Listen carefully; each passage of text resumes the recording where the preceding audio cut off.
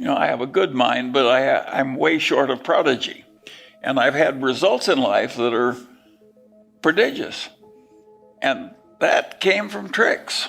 I just learned a few basic tricks from people like my grandfather. There are all kinds of tricks that I just got into by accident in life. One, I invert all the time. When I was a weather forecaster when I was in the Air Corps. And how did I handle my new assignment? Being a weather forecaster in the Air Corps is a lot like being a doctor that reads x-rays. It's a pretty solitary. You're in the hangar in the middle of the night and drawing weather maps and you're clearing pilots, but you're not interfacing with a bunch of your fellow men very much. And so I figured out the minute I was actually making weather forecasts for real pilots, I said, how can I kill these pilots? Now, that's not the question that most people would ask, but I want to know what the easiest way to kill them would be so I could avoid it. And so I thought it through in reverse that way, and I finally figured out, I said, there are only two ways I'm ever going to, I was in the ferry command, there are only two ways I'm going to kill a pilot. So I'm going to get him to icing his plane can't handle, and that will kill him, or I'm going to get him someplace where he's going to run out of gas before he can land because all the airports are sucked in. And I just was fanatic about avoiding those two hazards. And if Kobe Bryant had had somebody like me, he'd still be with us. Yeah, it was so stupid to kill yourself that way. But just that basic, I may have learned that from my grandfather. My grandfather would say to me when I'm swimming, he'd say, swim as long as you want, but stay near the shore. But you can laugh, but he was a very wise man. What I'm hearing you say is that you, as a discipline, look at what the risk is on the other side of the situation and you avoid that. That's one of the rules. Well, it's like a lot of practical problems in algebra. If you invert, you can solve it easily. And if you don't, you can't solve it easily. Exactly right. And so, of course, I had that trick very early. And most people, they say, how can you please tell us what you do to save India or to help India? And of course, I would approach it differently. I'd say, what could I do which would most easily hurt India? And approaching it in reverse that way, I got better results. You look at the vulnerabilities.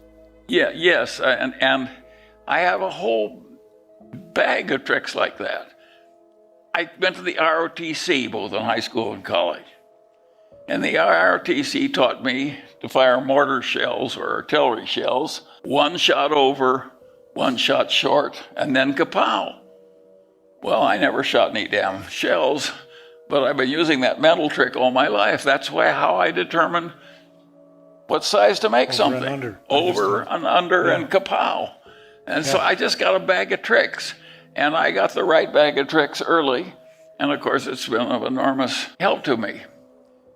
Let me give you an example. I had a client once when I was a young lawyer, and he owned a bunch of hilly ranch land on the edge of civilization, not very far from here in Southern California. And the Edison Company came through and they wanted a new easement through his land. They already had some easements.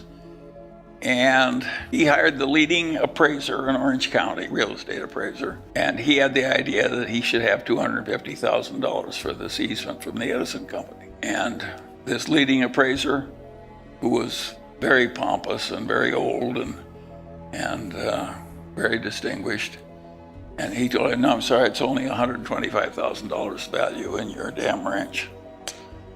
And so he came to me and said, Charlie, can you talk some sense into this elderly appraiser? So I looked at his problem and I told the appraiser what I thought how he was doing his own appraisal wrong. I'm not a real estate appraiser, he is. And what he had done is what he was taught to do in appraisal school. He thought the problem through in two dimensions, and he figured out from comparable sales what the value per acre was, and then he computed the acreage, and he had something a little bit on the damage the easement would do to the remaining property and so, but it was all done in two dimensions. And I said to this appraiser, you've got to do this in three dimensions. God gave us three dimensions.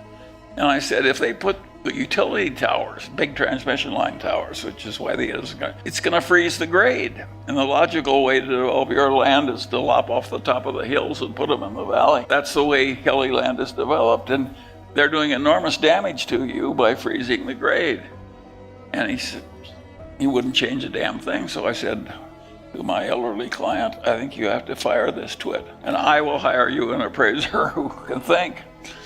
And so I got him $600,000, which wasn't at all hard because I was dealing with a bunch of honest engineers at the Edison who did think in 3 dimensions. But again, that's so simple, but you'd be surprised how many lawyers would screw that one up. And of course, people like that appraiser who didn't know his own business very well because he didn't pay attention to the fundamentals, those people are always with us. And if you just have the mental trick of constantly going back to the basics, it's pretty basic insight that Are you conscious? the geometrical problem in a real world is 3-dimensional. Are you conscious of the rules, or they're just there? Well, it's so habitual with me Yeah, I understand. that, and I revolve possibilities and I rag problems hard. And if they don't yield, I come back. And so this is just a bag of tricks, and it enables a non-prodigious man to get prodigious results.